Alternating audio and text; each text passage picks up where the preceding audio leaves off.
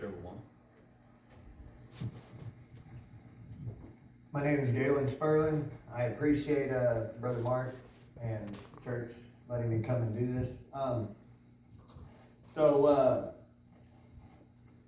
I actually used to work with Jeannie here. But anyways, God is so good, man. I appreciate the Lord using someone like me. I come from a very dark past, and I'm going to share my story with y'all. But when I was 16 years old, I got into drugs real bad, and I got bound up pretty bad really quick.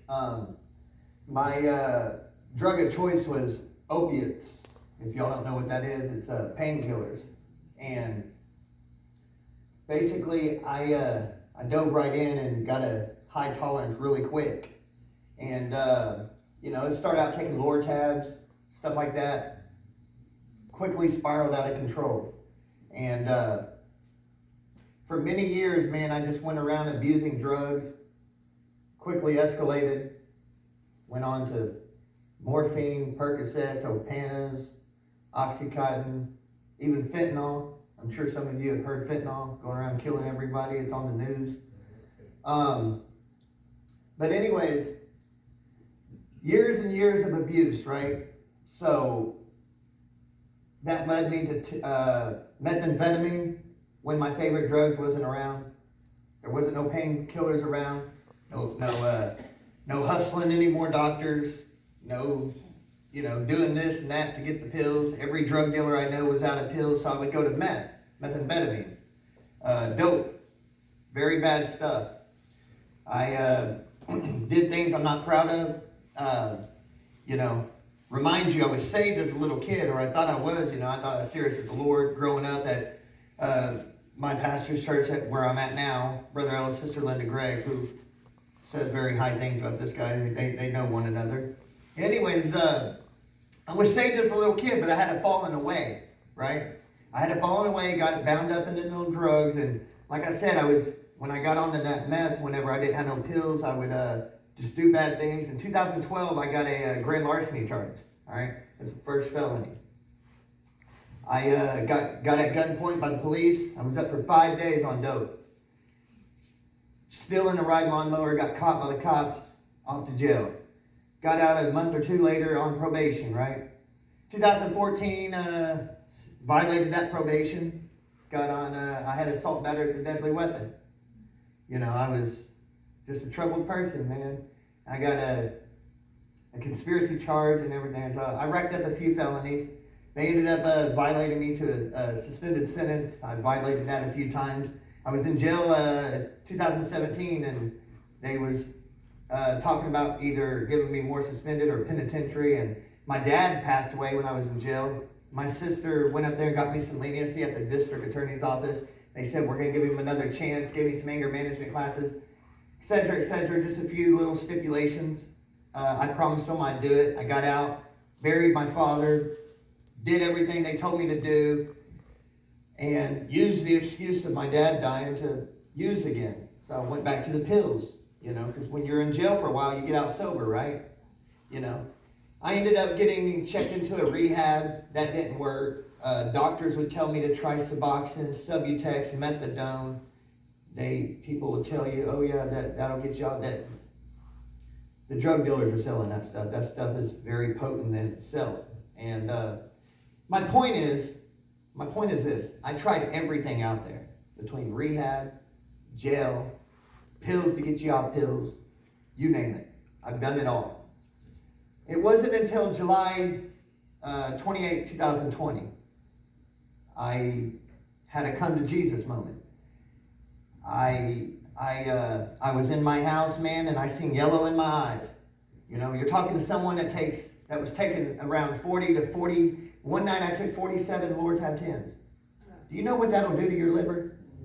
All that acetaminophen, that Tylenol that's in them hydrocodones. But the grace of God kept me alive all these years. Now, remind you, I did stuff like that daily, not including all the other drugs. I was snorting 7 or 8 Roxy 30s a day. Okay, there was this one time I was walking around Shawnee, my favorite drugs wasn't around. You ever heard of a fentanyl patch? Just, You know, people has nicotine patches, right? Okay, they have such of a thing called fentanyl patches. That thing wouldn't do anything to me. So I ripped it off and started sucking on it. I mention that to explain to y'all, paint you a picture of my tolerance. That's how ridiculous my drug tolerance was, okay? But let me tell you how powerful Jesus Christ is. July 28, 2020, I had that come to Jesus moment. I started bawling my eyes out. Fell to the ground, sobbing when I saw yellow. Because, in my mind, I already wanted out of the drug game. I already wanted to quit making my family cry. I already wanted to do right. I wanted to go back to the cross. But the withdrawals controlled me. If you don't know what withdrawals are, Google opiate withdrawals. The first thing that's going to pop up is a suicide hotline. Because that's what people go through. It makes you think of stuff like that. How dangerous the withdrawals are. Right? Those withdrawals is what controls. That's what the enemy will use that. That's what controls these addicts.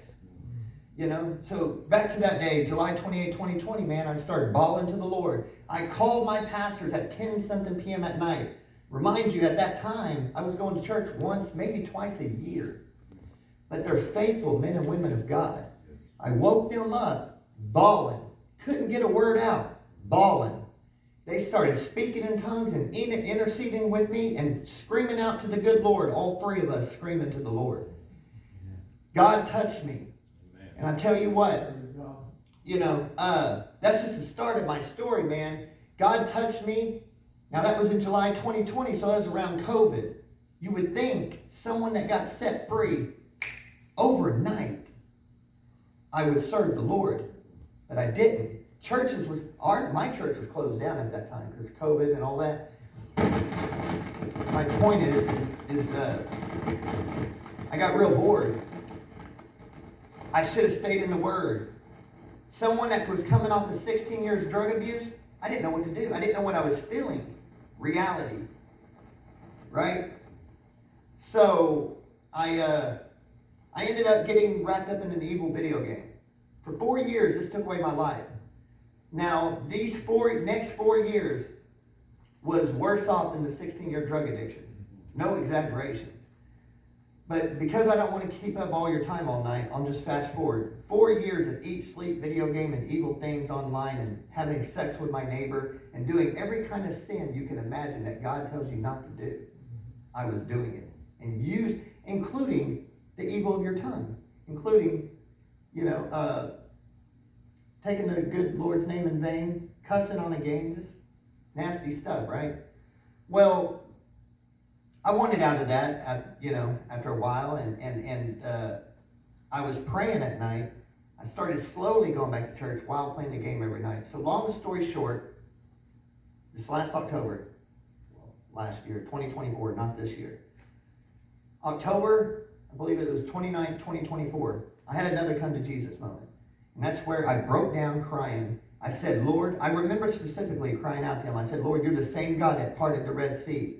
You're the same God that delivered me from these opioids, all them drugs that nothing else could do. And, I just crying out to him, just being genuine, talking to the Lord. And the next morning, I woke up to a bunch of drama. The Lord knows how to get a hold of us, is the way I look at it. He knows what to do to make you react. Long story short, I sold the game, something I could never do. Got rid of it.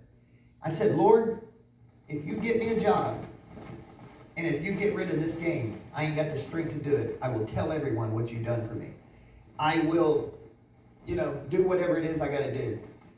He got me a job, and I was there for 1 year. I'm not there no more, but the Lord has a new assignment for me.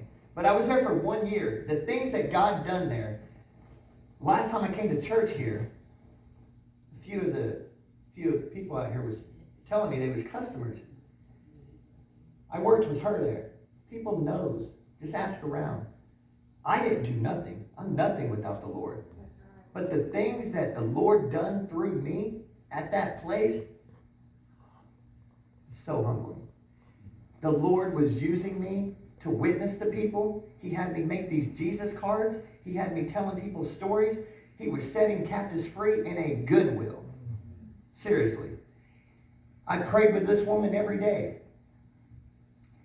People that would come in there with cancer. People would come in there with drug addiction. Hey, Galen, will you talk to...